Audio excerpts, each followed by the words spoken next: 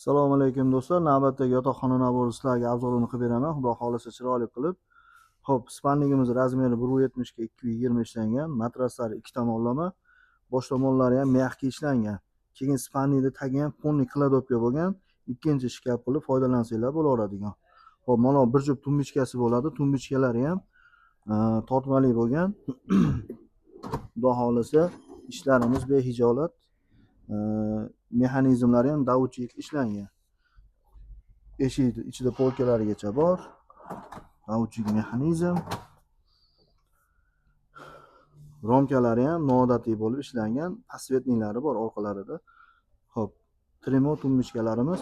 Xo'p, bu shkafga keladigan bo'lsa, shkafimiz razmerlari ham 260 yerga tushadi. Uchoq xonasi ham 3 xilda bo'lgan. Женский, мужской. Ichida sef polkalarigacha bor. Ichida shushulkalargacha qilib qo'yganmiz, chiroyli qilib. Bu yoqda sef polka aytganimdek, bu tomoni uzun ustoshka. Xudo xolasa mexanizmlarimiz ham davutchik yaxshi narsa ishlangan.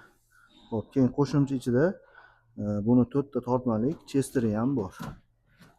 Materiallarimiz MDF material, sifati ham o'ta sifatli, behijolat narsa.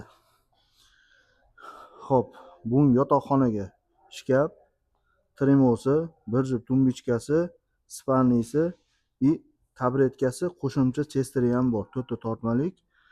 Buni vodiy bo'ylab ustunovka dastlabkilarini qilib beramiz. 9,5 millionga olib borib qo'yib beraman. Xudo xolasa ish behijolat, maza qilib tutadigan ish bo'lgan. Olinglar, foydalaninglar. Endi keyin kanalimiz yangi bo'lganligi sababli podpiska, like bosishni unutmaysizlar degan umiddamiz. Rahmat.